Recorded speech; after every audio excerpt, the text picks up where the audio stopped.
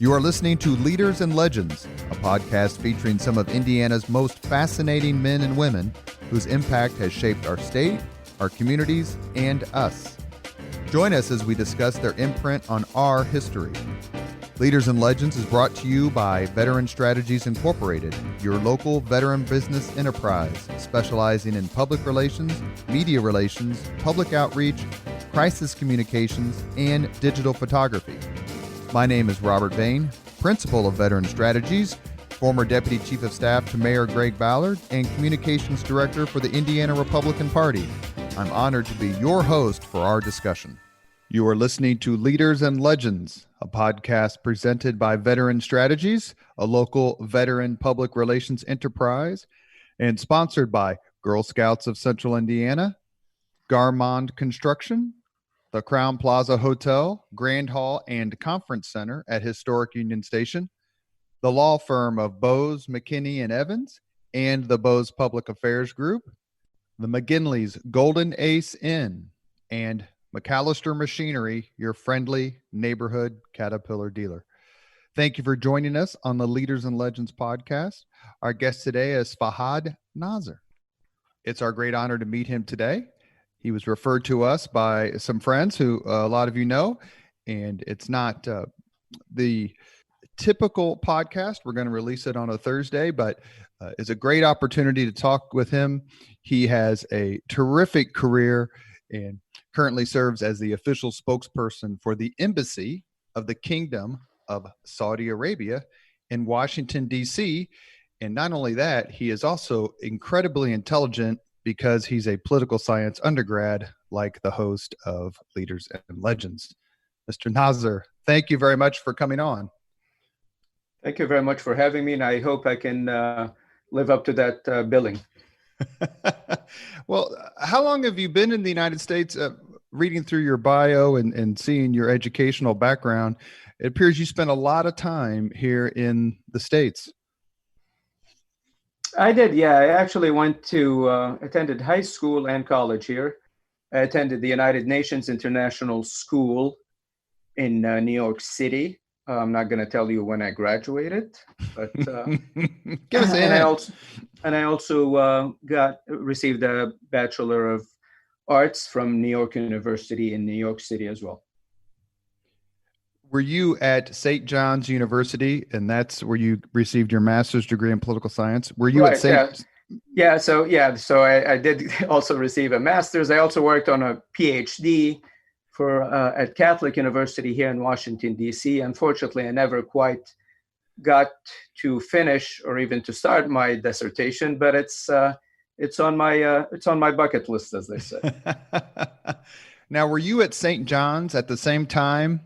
And I'm not trying to date you.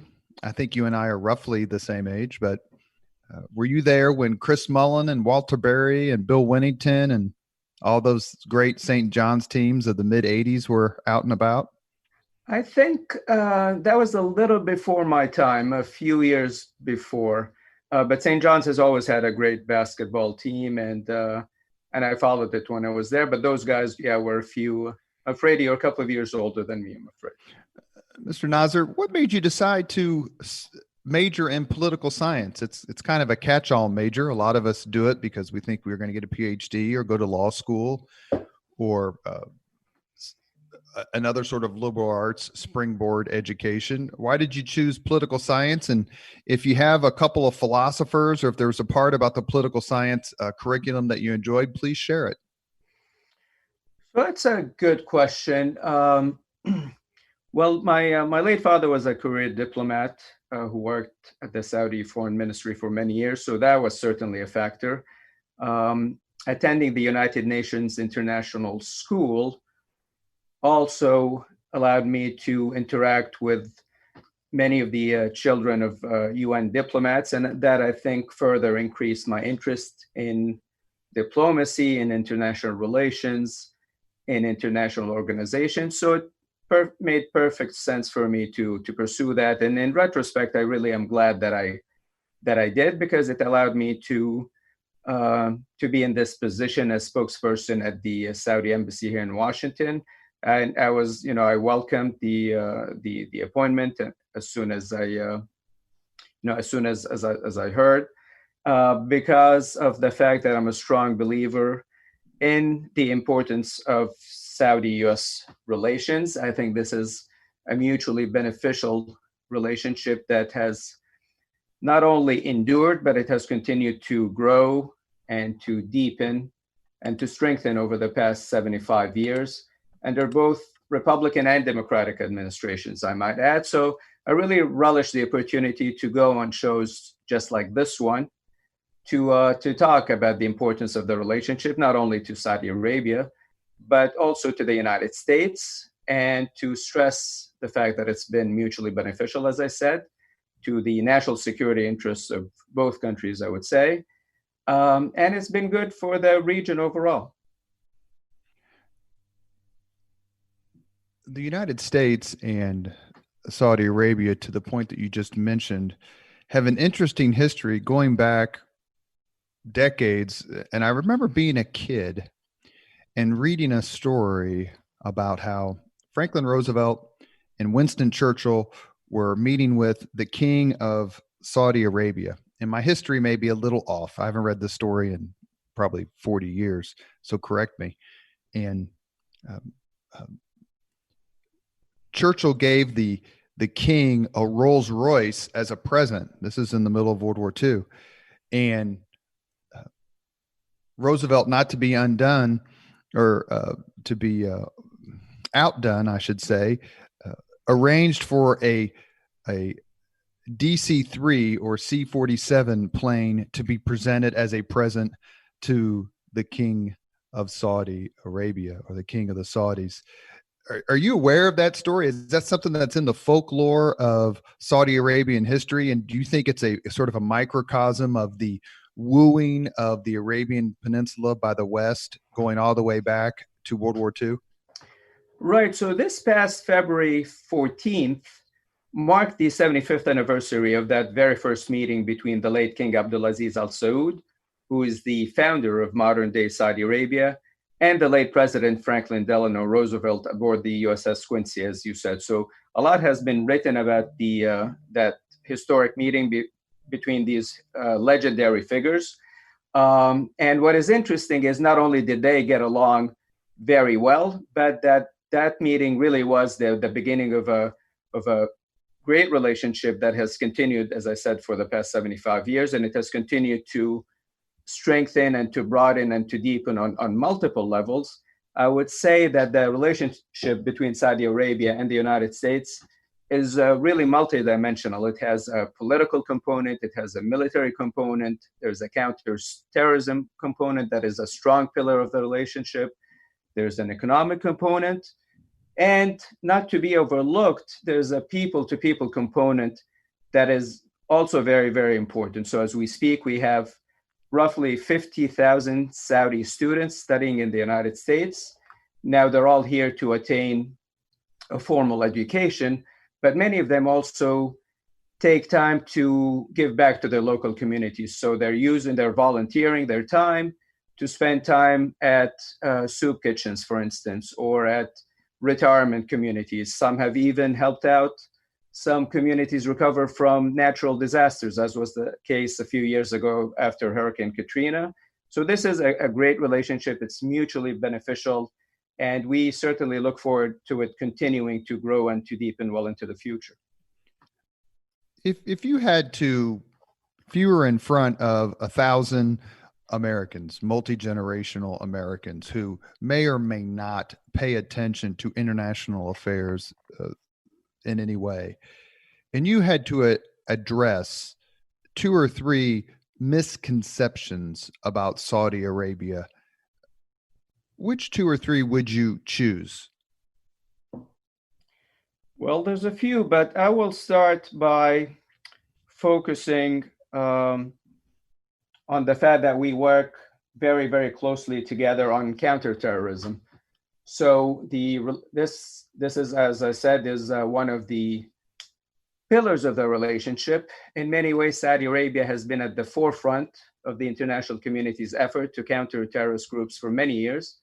The kingdom has used every means at its disposal to counter the men, the mindset, and the money that allow Al-Qaeda, ISIS, and other terrorist groups to recruit followers and to threaten not just entire communities, but even entire nations.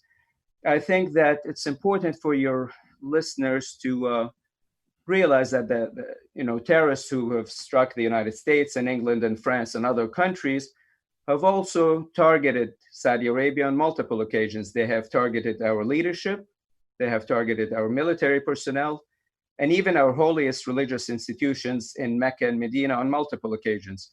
So counterterrorism between the two countries has been crucial. It has been a linchpin of the relationship, and it has advanced the national security interests of both nations, but it has certainly, I would say, helped save the lives of thousands of both Saudis and Americans.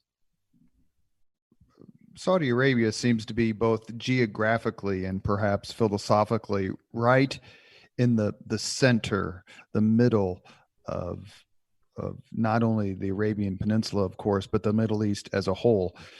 Is that how Saudi Arabia sees itself, in the sense of, let us work with you so that we can work together with everyone, both in the Middle East and outside? So Saudi Arabia has been blessed to be the home of the two holiest sites in Islam, and it is also the birthplace of Islam. So that has been a blessing, but it also comes with certain responsibilities and expectations. And it does put us in a unique position in the Islamic world. So people in the Muslim majority countries expect us to lead. And whenever we can, we certainly do that. We are also blessed to be a relatively wealthy nation. We have been blessed with natural resources, especially oil. And so we have used some of these resources, as you alluded, to help bring stability and prosperity to not only the Middle East, but also the broader Muslim community. So whenever possible, we have used our good offices. We have tried to mediate, resolve some of the disputes around us. We have used some of our wealth to help some of the neighboring nations through financial assistance and things along those lines. So yes, we are, I think, blessed to be in that position, but with that position comes a lot of responsibility, and we welcome the responsibility. We take every chance we can to bring stability and prosperity to the region, because we think those two things often go hand in hand. You are listening to the Leaders and Legends podcast. It is our great honor to speak with Fahad Nazer, the official spokesperson for the Embassy of the Kingdom of Saudi Arabia in Washington, D.C. He's a political science major who's going to finish his dissertation one day. He promises us. It's his retirement present to himself, I think. Right. Let me say it a different way. For many people, perhaps, their first real immersion and understanding of the supreme role Saudi Arabia plays, not only in the Middle East, but in war and peace throughout the world, came with its stout commitment to the United States and coalition forces in the Persian Gulf War in the early 1990s. When Saddam Hussein invaded Kuwait and President George H.W. Bush said, this will not stand, he could not have said that, in my view, without the help and backing and support of Saudi Arabia and its ruling family and government. Looking back on that, are the Saudis proud of their role in helping preserve Kuwait's freedom and ejecting those forces from their invasion and standing kind of, as the best way to put it, a beacon of stability in an otherwise perhaps unstable place? Yes, absolutely. I mean, Kuwait is not only our neighbors, it is one of our closest allies and partners in the region. But I think I'm old enough to remember the Gulf War very well. And I completely agree with you. I think that moment was a testament to how closely Saudi Arabia and the United States worked together. It was a testament to the partnership and to the alliance, because, and I don't use the word alliance loosely, but I think that is what it was, because our forces, as you said, stood and fought side by side to expel the invading troops of Saddam Hussein from Kuwait. And incidentally, that was not the only time that Saudi and U.S. forces fought side by side together. So that was the first time. But then we did it again more recently in 2014, when again we worked closely together. Our troops fought side by side to expel the terrorist group ISIS from Syria and Iraq.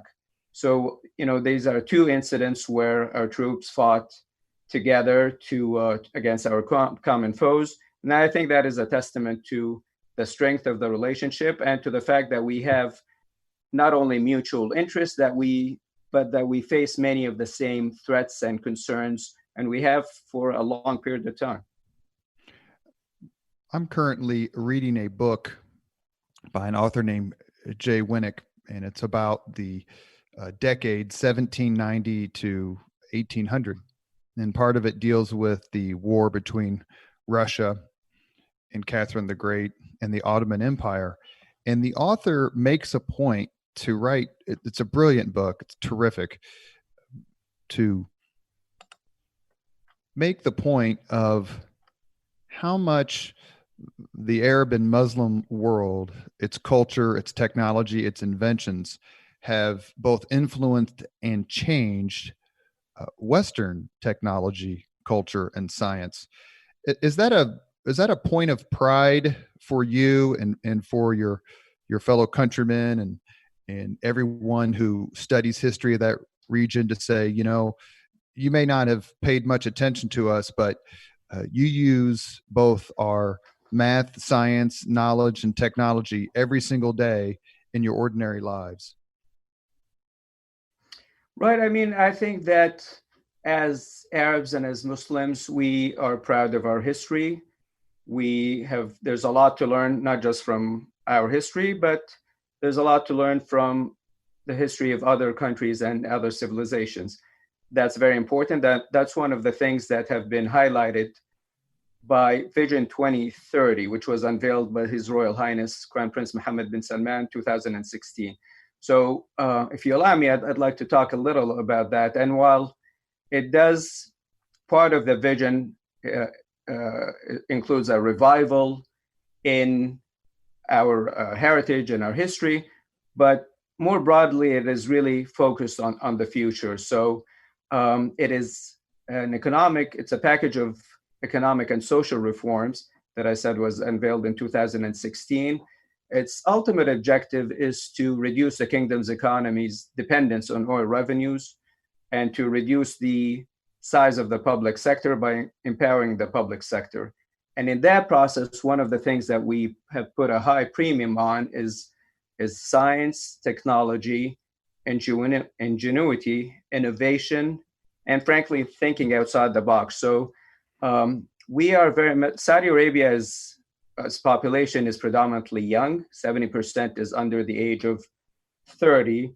So we have a young, well-educated, well-engaged, well-informed population that, as I said, our history is very, very important to me. To us, we are very proud of our history, but we are also very much focused on the opportunities and challenges ahead of us. And we are focused certainly into the future by working, again, not just with the United States, but with other countries around the world, because we see nothing but opportunities ahead of us. And this Vision 2030 really encapsulates the vision of not just our leadership, but I think the overwhelming majority of Saudi youth who, as I said, they're well educated, they're engaged with their counterparts around the world, and they want to see how they can not only improve the lives of their fellow Saudis, but also to improve the human condition more broadly across the world. Because it's important to look beyond For any country, and let's stick with Saudi Arabia for obvious reasons, it's important to look beyond the oil wells and the oil fields. There is so much more to offer outside of that. And unless you make it a point to study and understand all the other things that Saudi Arabia has to offer, you can get into this narrow mindset.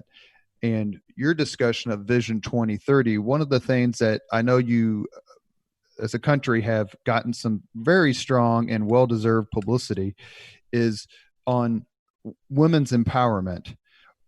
Why, explain to us, please, the Leaders and Legends podcast audience, why that is so important and what, beyond just changing certain things, Saudi Arabia hopes to realize from a push on women empowerment. Right. So I think that Saudi Arabia has made great strides towards achieving greater gender equality, especially over the past 5 years or so. Our leadership has made it very clear that the future of the kingdom depends on providing women with both the opportunities to succeed both at home and at the workplace.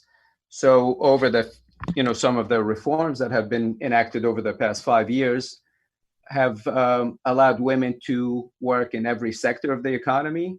They can travel, they can vote, they can run for office, they have equal pay. You've read some of, so there's been some articles about the guardianship system, but that has essentially been dismantled to allow women an opportunity to succeed both at the workplace and at home. Women represent some 50% of the Saudi population, and our future really does depend on their success. And this has been not only realized by us, but the World Bank released its annual Women, Business, and the Law report back earlier in the year, and it ranked Saudi Arabia as the most improved nation in the world with respect to making reforms related to women. So this is very, very important to us. And this goes back to one of the questions you asked me, one of the misperceptions, the most common misperceptions about the kingdom. And I would have to add the status of women as being among those at the top of the list. I think people have, unfortunately, some people, I don't want to generalize, have a very outdated, inaccurate picture of Saudi women. And really the only way to realize what's going on ultimately is to come to Saudi Arabia, and they'll see for themselves that women occupy a very important role, not just in the private sector, but they have major positions in the public sector, including, incidentally, our ambassador right here in Washington, D.C. is the first Saudi woman ambassador, Her Royal Highness Princess Rima bin Bandar.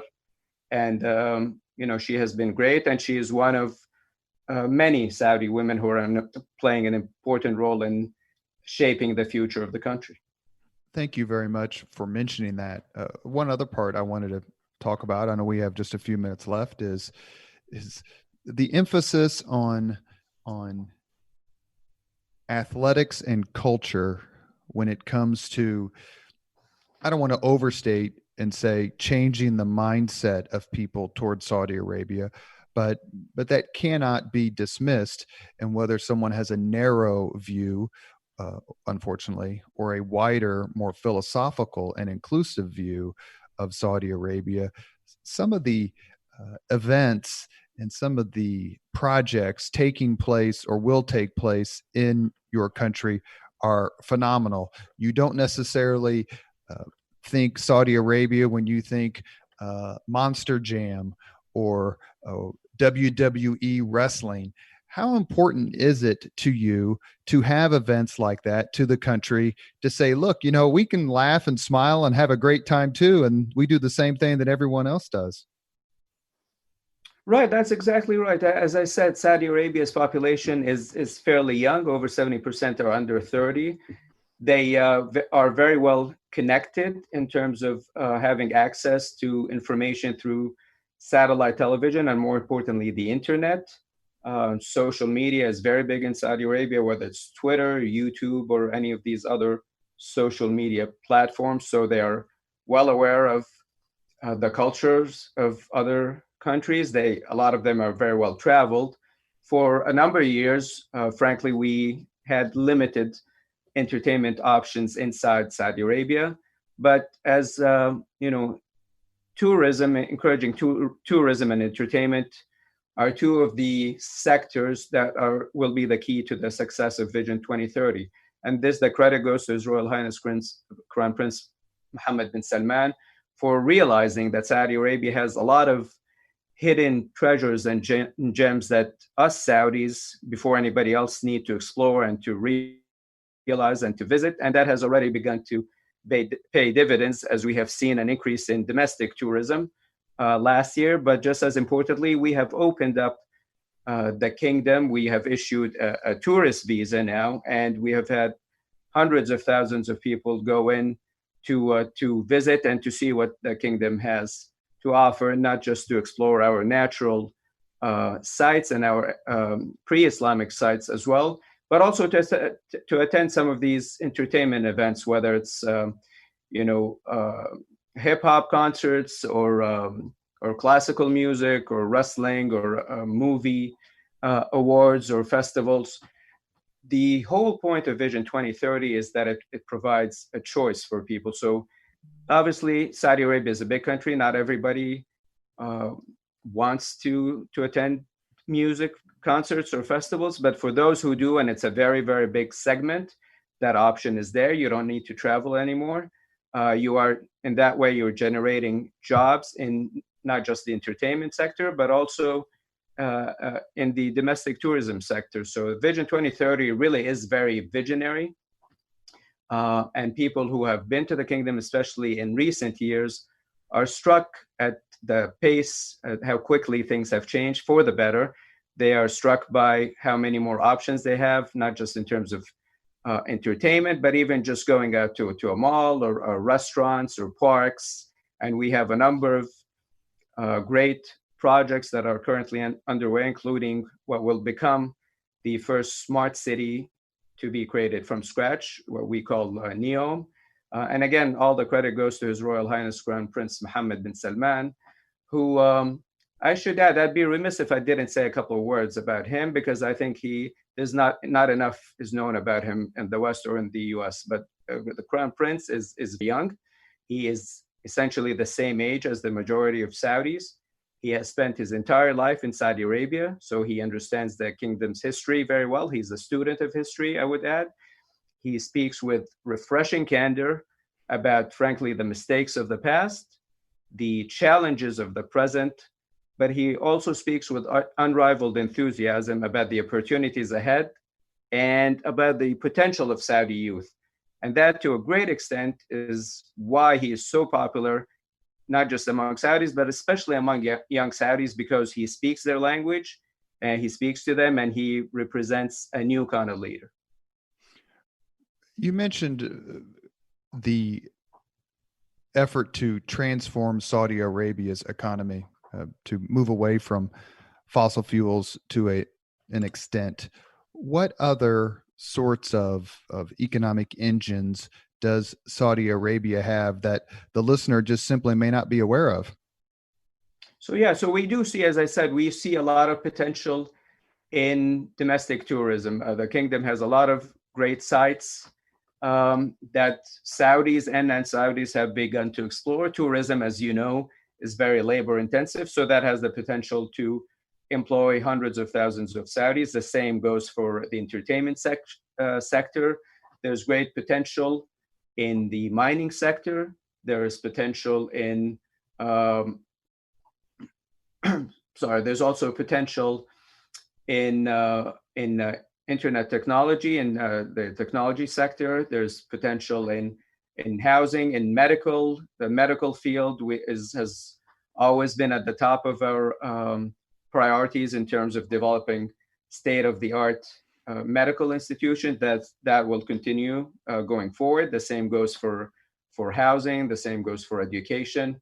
We are looking for, we like I said, we have a fairly well-educated population, and we are looking to develop every sector of the economy that has not been developed to its full potential over the years because of the fact that we have, frankly, focused a little too much on the energy sector. And again, our leadership has acknowledged that and has said that the energy sector is important to the economy, and it will be for the foreseeable future. But there has to be more to Saudi Arabia's economy than just oil.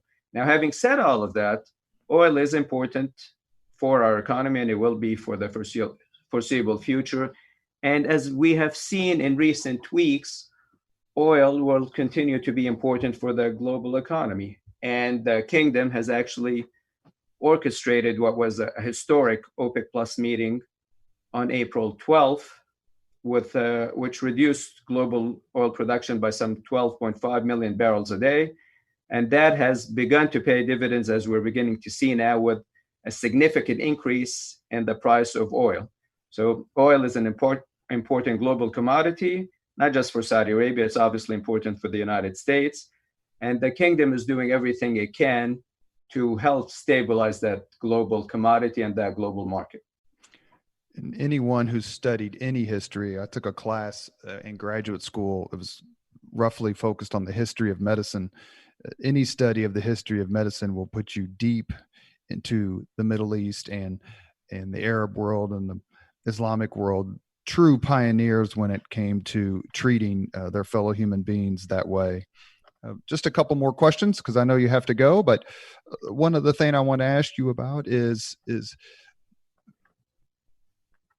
do you believe Saudi Arabia will remain a leader in its own right, but that the Vision 2030 other countries, like-minded countries, to follow Saudi Arabia's path and maybe make some of these changes and include not only economic diversification, but also female empowerment? Yes, we do. We absolutely. I think there's great enthusiasm in the kingdom for Vision 2030 because of the fact that it really is focused on not just the present, but it's focused on the future. In many ways, it is looking at our economy in a whole new way. It is being led by Saudi youth and young people, starting with His Royal Highness, Crown Prince Mohammed bin Salman. But if you look at some of the institutions that are leading this transformation, you're going to see that they are predominantly young.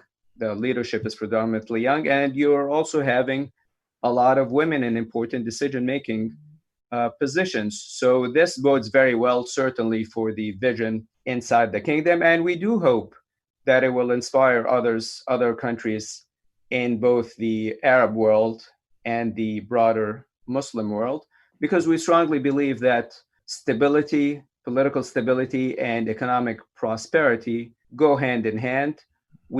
Saudi Arabia maintains great relations, strong relations with the overwhelming majority of countries around the world, not just in the Middle East, not just in the Muslim world, but also in the West, starting with the United States. But we also have great relations with the United Kingdom and France and others. So this is our vision. It is one that is built on political stability, and we do this multilaterally. We work with our partners to many of the challenges that we face are global in nature, so they require global solutions. So we always look to our partners and our allies. We look to international organizations, multilateral organizations, including the United Nations, to come up with solutions to resolve the ongoing political issues and conflicts in the region and beyond. We also work very closely with our partners and with international organizations, including the World Bank and the IMF, and others, to help push global prosperity, because we really do live in a global economy. I think we see examples of this every day. And what has happened with the global oil prices is just the latest reminder that we really do live in a global economy, and what happens in one country and one commodity cannot just be controlled or addressed by one country. Many of the challenges we face are global in nature and require global solutions. So that's our vision. I think we will succeed inside Saudi Arabia, and we hope to inspire others to follow that same route and that same path as well. As we end the Leaders and Legends podcast, we started talking a little bit about your experience in the United States, your education, and uh, attending college and graduate school. So let me give you a chance here before we close, and just, if you'd like, speak generally, or maybe with a specific example, of your impression of the United States and of Americans. You must have met thousands upon thousands of us during your time here. Please talk a little bit about what you think of our country and our people. Right. So it's been an absolute privilege for me to have lived in the United States for as long as I have. Americans are great people. We appreciate their history, their culture. Obviously, American culture is very popular in Saudi Arabia. As you said, every pop star, singer, actor, these are household names in Saudi Arabia. We, over the years, hundreds of thousands of Saudis have come to the United States to attain their education, to do some training. Some have come even for medical treatment. Over the years, especially the ones who have spent some time here, have treated, as I said at the outset, have treated the United States as their second home. They have treated some of their classmates and neighbors as an extended part of their family. They have continued to be, and this is the same, I think this goes both ways. So Saudis who've lived in the United States, as well as Americans who have lived in the kingdom, have been a linchpin of this relationship. They have made sure that it continues to strengthen and to endure. Because as I said, they know firsthand that despite some of our differences, we really do have a lot more in common than we do differences. It is not just about common interests in terms of geopolitical or economic interests, but at the heart of it, and I speak maybe personally here, but I've been fortunate enough to have lived in many countries around the world because, as I said, my late father was a diplomat and we moved around quite a lot. But I think I know for a fact that human beings everywhere really do have a lot more in common than they have differences. At the end of the day, we all want to live in peace. We all want prosperity. We want to live in dignity. And Saudi Arabia, I think, is doing everything it can to promote these values, both inside, not just in the kingdom, not just inside the Arab world, but also across the broader Muslim world. And it's also, evidenced by the fact that we really do have great relationships with countries that are really geographically, at least, very far from us. And the United States is one great example. Yet the relationship has continued to endure and to strengthen and to deepen over the years. And, I certainly am looking forward to this relationship continuing well into the future. My final question is, you mentioned something that you mentioned a few seconds ago, that there's much more that we have in common than what divides us. Unfortunately, one of the things that we have in common these days is COVID-19 and the coronavirus. How are the United States and Saudi Arabia working together to make their people safe and find not necessarily a solution, but a coordinated response to this devastating pandemic?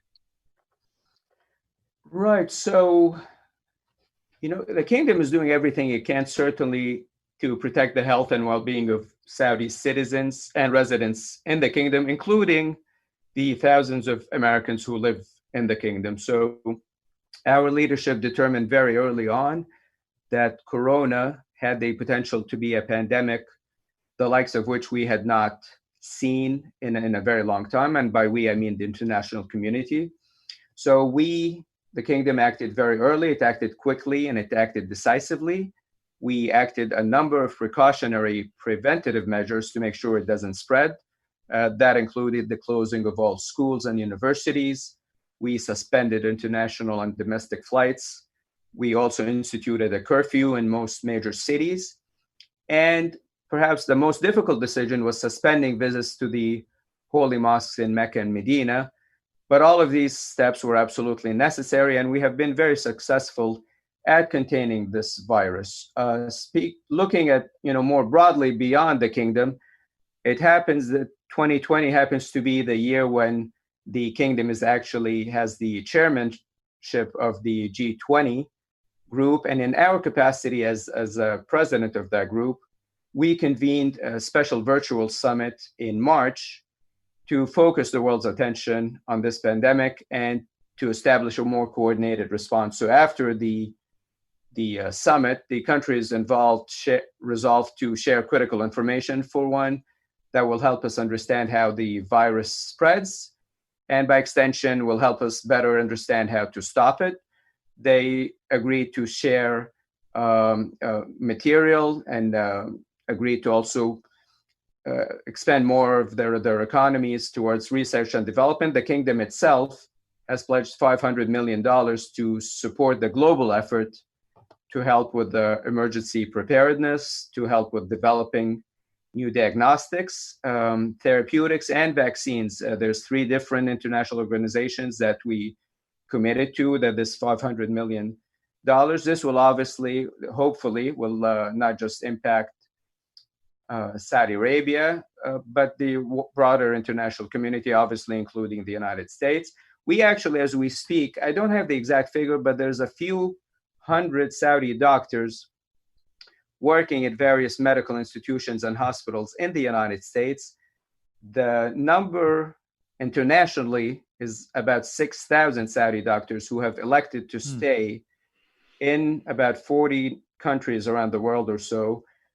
They were there for working on internships, and when they elected to stay in those countries to help with those various countries deal with the various corona outbreaks, including here in the United States. So this goes back to the idea that I mentioned earlier, that this is more than just about shared interests, but frankly, this is, I think, about shared values. The Saudi doctors that are in places as varied as Germany, the UK, and the United States are there out of a commitment and a dedication and a realization that this is indeed a pandemic in every sense of the word, and that they have a commitment as doctors to treat people not just in Saudi Arabia, but they're doing it here, regardless, obviously, of whatever differences we might have. So, this is just one small example of the shared interests, the shared responsibilities, and the shared values that I hope I underscored today. You have been listening to Leaders and Legends, a podcast presented by Veteran Strategies, a local veteran public relations enterprise, and sponsored by Girl Scouts of Central Indiana, Garmond Construction, the Crown Plaza Hotel, Grand Hall, and Conference Center at Historic Union Station, the law firm of Bose, McKinney & Evans, and the Bose Public Affairs Group, the McGinley's Golden Ace Inn, and McAllister Machinery, your friendly neighborhood Caterpillar dealer. Our guest today has been Fahad Nazer, official spokesperson, the Embassy of the Kingdom of Saudi Arabia in Washington, D.C. It's been an honor, sir. We'd love to have you back on if there's anything else you want to talk about, and we are very grateful for your time. The pleasure was all mine. I really appreciated our talk, and hopefully you'll have me on again to continue this conversation. Thank you very much for listening to Leaders and Legends, brought to you by Veteran Strategies Incorporated. If you want to contact us about this program or our menu of public relations services, please send us an email at robert@veteranstrategies.com. That's robert@veteranstrategies.com.